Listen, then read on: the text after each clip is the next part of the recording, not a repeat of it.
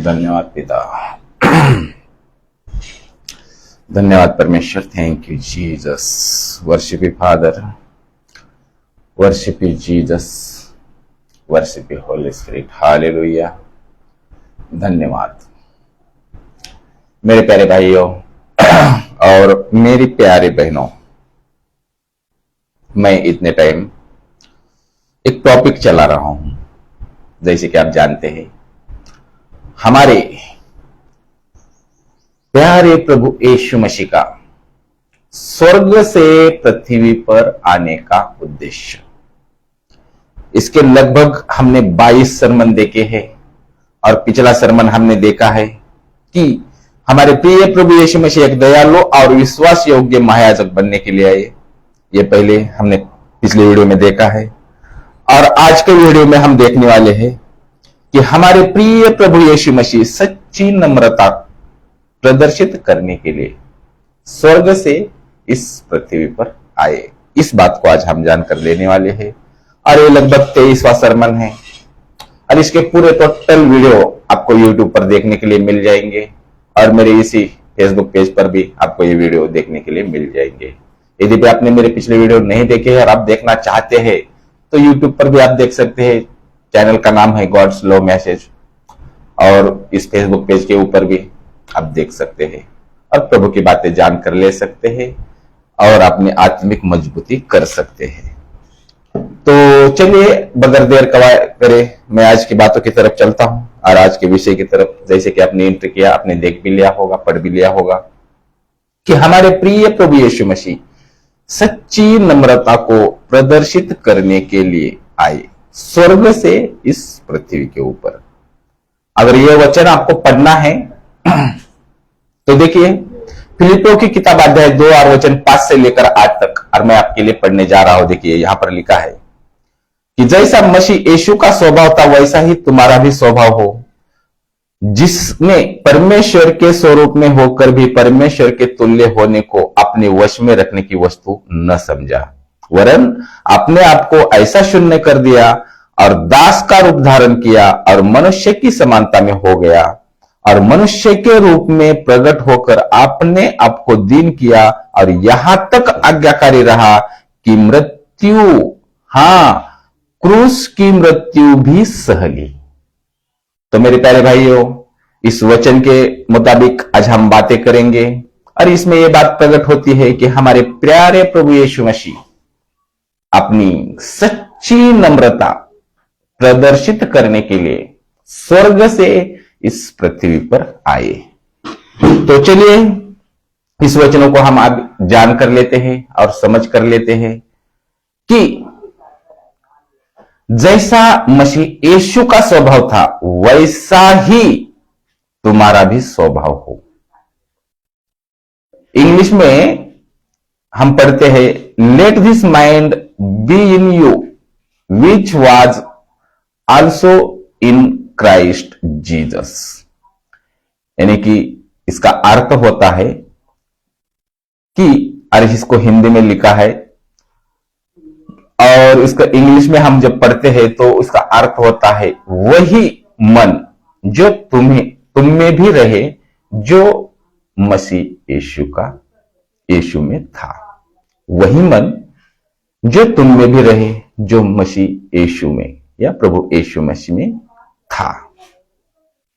प्रभु यीशु मसीह द्वारा परमेश्वर से मनुष्य बनने में निम्न 7 बातें शामिल है और इन बातों का आज हम देखकर लेने वाले हैं कि खास बात की प्रभु यीशु मसीह की पहली नम्रता परमेश्वर से मनुष्य बनने में दिखाई देती है। देखिए कि प्रभु यीशु मसीह की पहली नम्रता परमेश्वर से मनुष्य बनने में दिखाई देती है। तो चलिए इसके अंदर लगभग हमको कितने पॉइंट्स मिलते हैं इसको देख लेते हैं।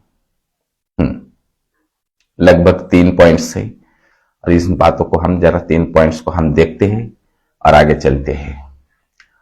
और देखिए पहला पॉइंट्स, उन्होंने खुद को खाली कर दिया। प्रभु यीशु मसीह ने खुद को खाली कर दिया, मतलब वह नहीं रहा जो वह था, लेकिन उसने खुद को मनुष्य बनने के लिए खाली कर दिया।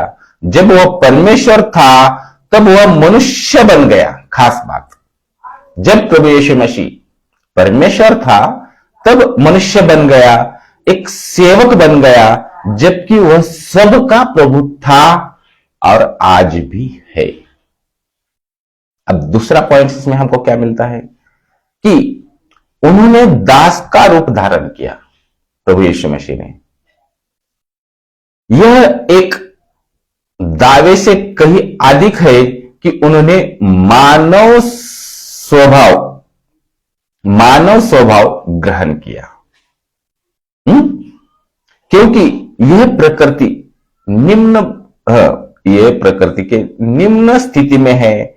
क्या ही महान नम्रता है कि जो सबका स्वामी है वह सबका दास होता है। सबका स्वामी, समस्त सृष्टि का स्वामी सबका दास होता है।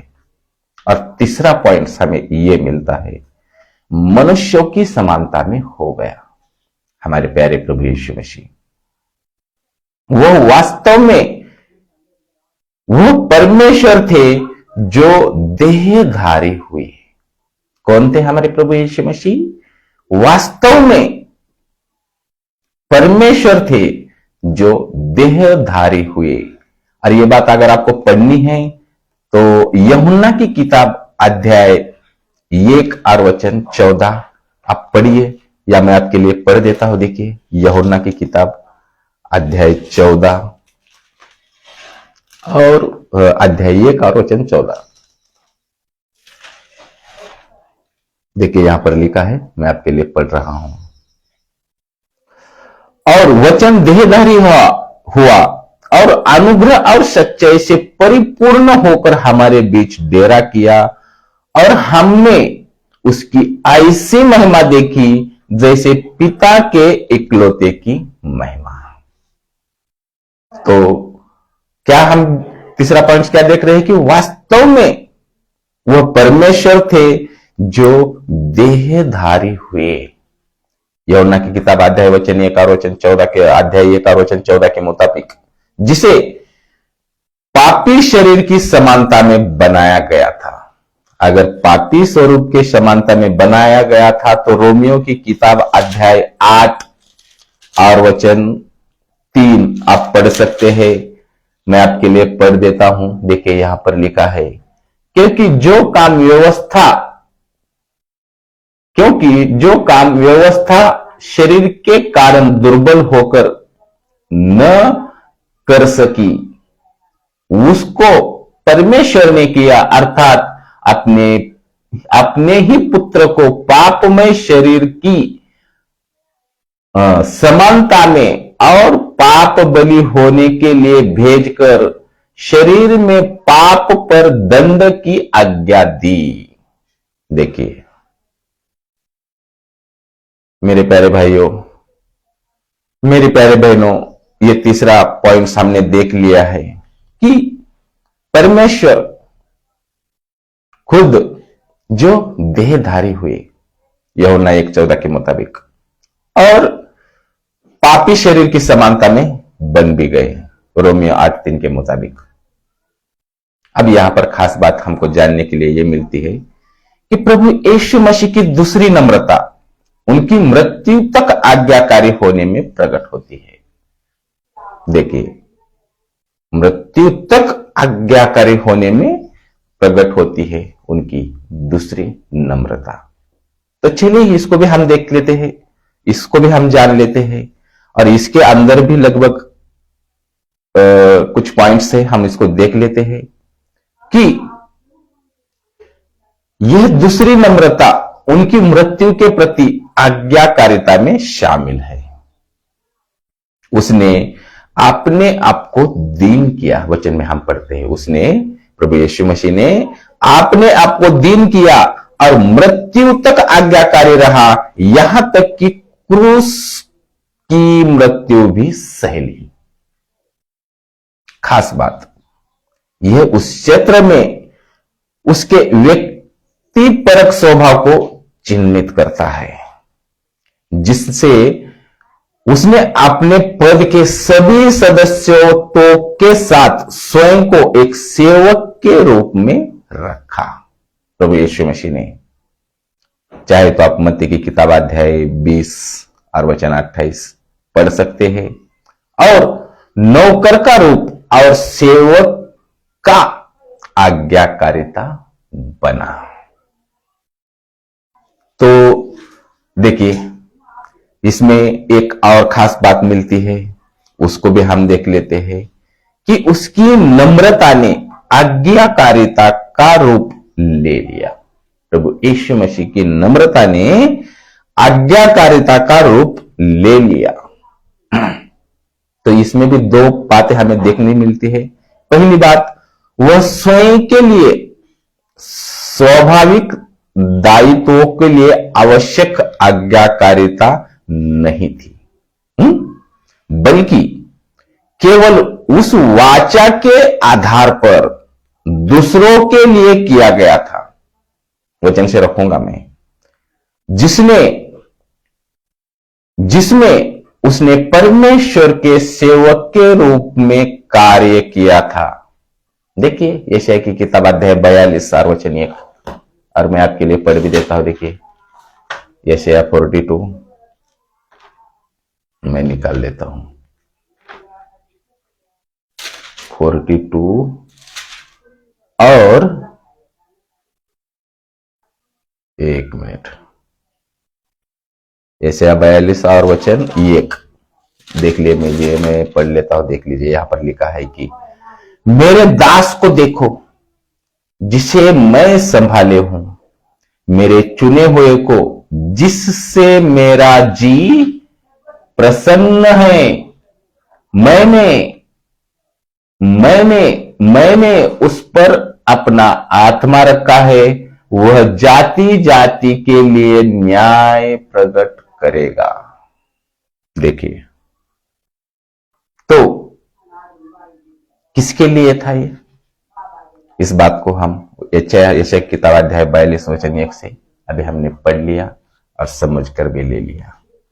और दूसरी बात, यह एक स्वैच्छिक यानी कि खुद की आज्ञाकारिता थी, खुद की इच्छा से, संयुक्त रूप से, पूरी तरह से बाहरी, संयुक्त रूप से पूरी तरह से बाहरी दुनिया में अपरिहार्य पीड़ा का विचार प्रश्न से बाहर है, क्योंकि कोई भी उससे उसका जीवन नहीं ले सकता है। कोई भी, क्योंकि कोई भी उससे उसका जीवन नहीं ले सकता है, और न ही उसकी इच्छा के बिना उसे किसी भी प्रकार की पीड़ा दे सकता है। किसके? प्रभु यीशु मसीह के इच्छा के बिना। और ये बात अगर आपको पढ़नी है तो देखिए, एक वचन हम पढ़ लेते हैं, यूहन्ना की किताब अध्याय 10 और वचन 18। कुछ बातें हमको वचन के साथ रख दें, हमारे लिए बेहतर रहता है, ताकि हम अच्छी तरह से कनेक्ट हो सके। यूहन्ना की किताब अध्याय 10 और वचन 18। देखिए, यहां पर लिखा है, मैं आपके लिए पढ़ लेता हूं। क्योंकि उसे मुझसे, कोई उसे मुझसे छीनता नहीं, वरन मैं उसे आप ही देता हूं। देखिए, वचन में लिखा है, कोई उसे मुझसे छीनता नहीं, वरन मैं उसे आप ही देता हूं। मुझे उसके देने का भी अधिकार है और उसे फिर लेने का भी अधिकार है। यह आज्ञा मेरे पिता से मुझे मिली है। प्रभु यीशु मसीह स्वयं खुद कह रहे हैं, मुझे लेने का भी अधिकार है और देने का भी अधिकार है। तो हम जान रहे हैं कि प्रभु यीशु मसीह खुद की इच्छा से, अपने स्वयं की इच्छा से अपने आप को दे रहे हैं, और उनकी विचित्र आज्ञाकारिता पूरी तरह से मुक्त थी। ये अब इसके अंदर दूसरी बात हम और देख लेते हैं। मैं अच्छे से उम्मीद करता हूं कि आपने बात जानी कि प्रभु यीशु मसीह ने खुद को खुद की इच्छा से संयुक्त रूप से पूरी तरह से बाहरी दुनिया के पर्याय पीड़ा का विचार प्रश्न से बाहर है, क्योंकि कोई भी उससे उसका जीवन नहीं ले सकता है, और न ही उसकी इच्छा के बिना, प्रभु यीशु मसीह के इच्छा के बिना उसे किसी भी प्रकार की पीड़ा दे सकता है। यह बात हमने देख ली है। अब हम देखते हैं दूसरा पॉइंट्स कि उसकी नम्रता में मृत्यु शामिल थी।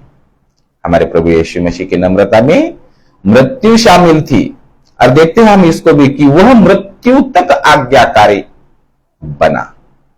प्रभु यीशु मसीह वह मृत्यु तक आज्ञाकारी बना। वह उसके यानी कि इस बना, यह उसके जन्म से उसकी मृत्यु तक आज्ञाकारिता थी, जन्म से लेकर मृत्यु तक, क्योंकि यह मृत्यु तक थी, क्योंकि यह मृत्यु तक थी।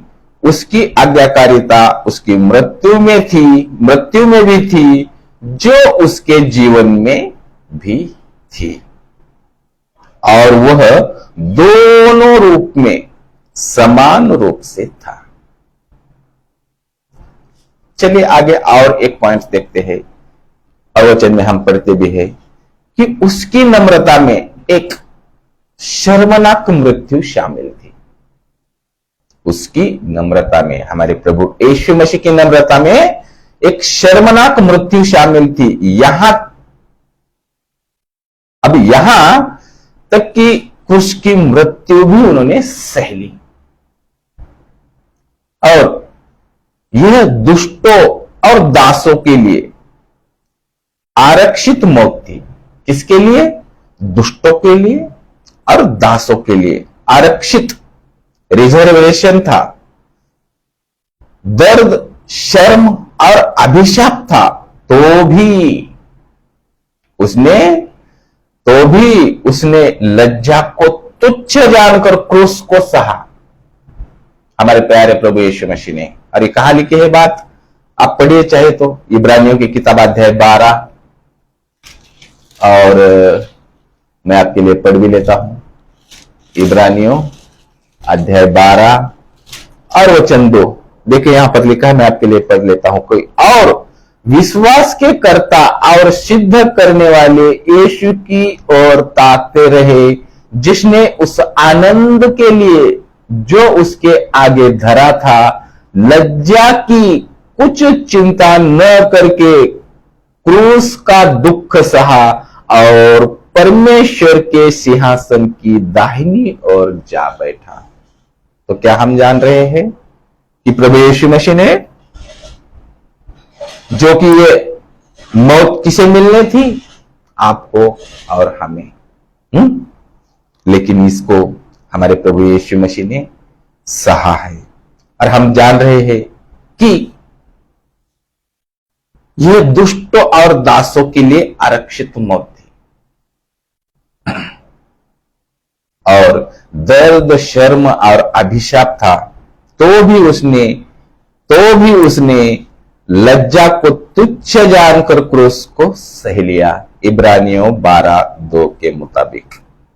तो मतलब एक ही बार में, खास बात, मतलब एक ही बार में उत्कृष्ट प्रेम और प्रभु यीशु मसीह की उत्कृष्ट नम्रता। फिलिपियों के मसीह के सामने क्या ही ये जबरदस्त उदाहरण है, जो हम वचन भी पढ़ रहे हैं। कौन सा? फिलिपियों की किताब अध्याय 2 वचन 5 से लेकर 8 तक। तो उनके सामने ये एकदम जबरदस्त उदाहरण है, और आज हमारे भी सामने ये उदाहरण लागू ही होता है। तो मेरे प्यारे भाइयों, हमने ये जाना कि प्रभु यीशु मसीह ने, कि वह कि वह मन में तुम में भी रहे, कि वह मन में तुम में भी रहे जो मसीह यीशु में था। और आपके और हमारे मन में ये होना ही चाहिए। और जैसे कि इतने वचन हमने देखे और इन वचनों को हमने अच्छी तरह से देख लिया है, जान कर लिया है, और इन वचनों के मुताबिक इस प्रकार से हमारे प्यारे प्रभु यीशु मसीह सच्ची नम्रता प्रदर्शित करने के लिए स्वर्ग से इस पृथ्वी पर आए। और इसके आगे का सरमन हम देखेंगे अब इसके नेक्स्ट वीडियो में। और नेक्स्ट वीडियो में हम देखने वाले हैं कि हमारे प्रिय प्रभु यीशु मसीह द्वारा और उससे भी हमारे प्रिय प्रभु यीशु मसीह दूसरा और उससे भी श्रेष्ठ आदम बनने के लिए स्वर्ग से इस पृथ्वी पर आए। ये बात हम नेक्स्ट वीडियो में देखेंगे। और जो बातें अब हमने जानी समझी, मैं उम्मीद करता हूं कि आपने अच्छी तरह से जान भी लिया होगा, समझ में लिया होगा। मैं तो यही प्रार्थना करूंगा कि हमारे प्यारे प्रेमी परमेश्वर इस प्रेम संदेश के द्वारा हम सभी को बहुत बहुत और बहुत आशीष दे। आमीन। और लास्ट में मैं यही बात कहना चाहूंगा कि इस वीडियो के अंदर कोई भी बात आपको समझने के लिए दिक्कत होती है या कोई बात आपको समझ में नहीं आई हो तो इसी फेसबुक पेज के ऊपर मेरा मोबाइल नंबर है। यदि भी आप मुझे इस वक्त यूट्यूब चैनल पर देख रहे हैं तो इसी यूट्यूब चैनल के डिस्क्रिप्शन में जाइए, आपको मेरा नंबर मिल जाएगा। और यहीं पर एवेंजलिस्ट रवि दिनकर जी का भी नंबर आपको मिल जाएगा। जो इन्होंने ये जो वचन हम पढ़ रहे हैं, ये जो खुलासे हम पढ़ रहे हैं, जो उनके ही द्वारा तैयार किए गए हैं। और बड़े ही हमारे लिए ये सौभाग्य की बात है कि प्रभु के एक सच्चे दास की तरफ से ये इतनी डीपली बातें हमको जानने के लिए, सीखने के लिए और समझने के लिए मिल रही है। तो हम क्यों ना हमारे प्रभु को धन्यवाद करते रहे। और आपका अगर बाइबल से कोई प्रश्न हो तो आप प्रश्न भी पूछ सकते हैं। इसी यूट्यूब चैनल के डिस्क्रिप्शन में एवेंजलिस्ट रवि दिनकर जी, इनका नंबर आपको मिल जाएगा। और बाइबल का आपका कोई भी और कैसा भी प्रश्न हो आप बेहिचक पूछिए, आपको उसका 100% उत्तर देने का पूरा प्रयास किया जाएगा। उस वचन को टालने की हम कभी कोशिश नहीं करेंगे। अगर आपने कोई प्रश्न पूछा है और आप प्रश्न जानना चाहते, उसका उत्तर जानना चाहते हैं तो उसको टालेंगे हम बिल्कुल नहीं। आपको 100% उसका उत्तर दिया ही जाएगा। तो अपना ख्याल रखिए, सुरक्षित रहिए। अब मिलते हैं नेक्स्ट वीडियो में। जय मसीह की सभी को। Praise the Lord.